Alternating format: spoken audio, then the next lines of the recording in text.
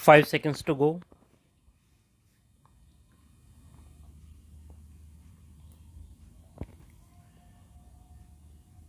Start. We know from experience that democratic societies which guarantee individual freedom and tolerance of dissent provide an environment most conducive to creative endeavor and the establishment of socially just societies. We therefore have an obligation to help other countries that aspire for the fruits of democracy, just as developed industrial countries assist those that are less developed to accelerate development. Democratic societies with established institutions must help those that want to strengthen democratic values and institutions. In this spirit, your president and I agreed yesterday on a global initiative to help build democratic capacities in all societies that seek such assistance. The capacities we have in mind are those related to the electoral, parliamentary, judicial, and human rights processes of emerging democracies. Respect for cultural diversity, minority rights, and gender equality is an important goal of this initiative.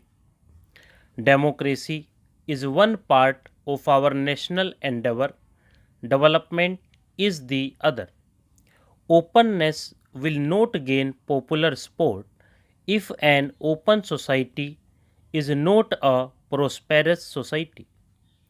This is especially so in developing countries where a large number of people have legitimate material expectations which must be met.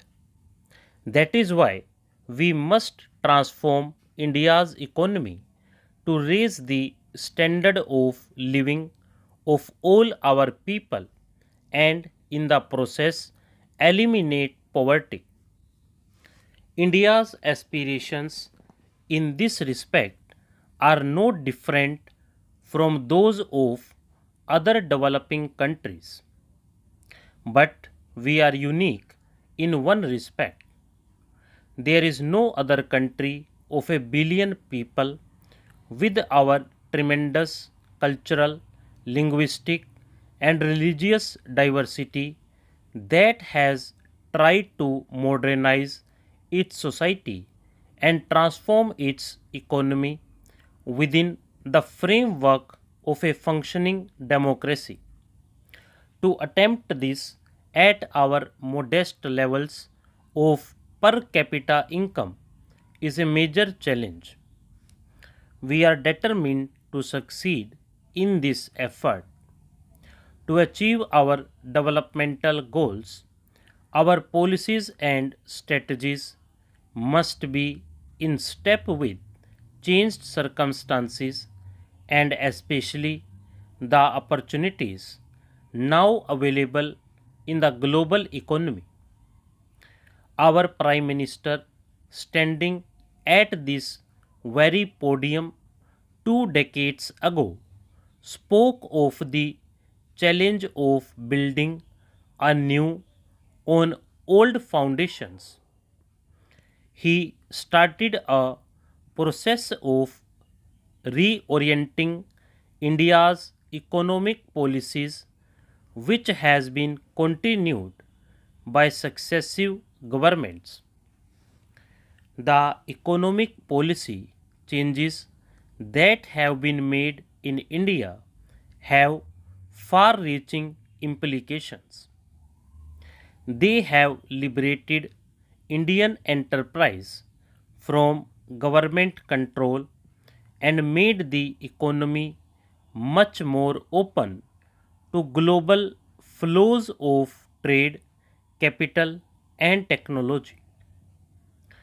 Our entrepreneurial talent has been unleashed and is encouraged to compete with the best. We will continue this process so that Indian talent and enterprise can realize its full potential, enabling India to participate in the global economy as an equal partner. We are often criticized for being too slow in making changes in policy, but democracy means having to build a consensus in favor of change. As elected representatives, you are all familiar with this problem. We have to clear the doubts and calm the fears that often arise when people face the impact of change. Many of the fears we have to address are exaggerated, but they must be addressed. This is necessary to ensure sustainability. India's economic reforms must be seen in this light. They may appear slow, but I assure you they are durable and irreversible. I am happy to say that our efforts at transforming India into an economy more integrated with the world have borne fruit. Our rate of growth of GDP has increased steadily and has averaged around 6.0% per year over the past 2 decades. Poverty has declined, although more slowly than we would like. We are determined to improve on this performance.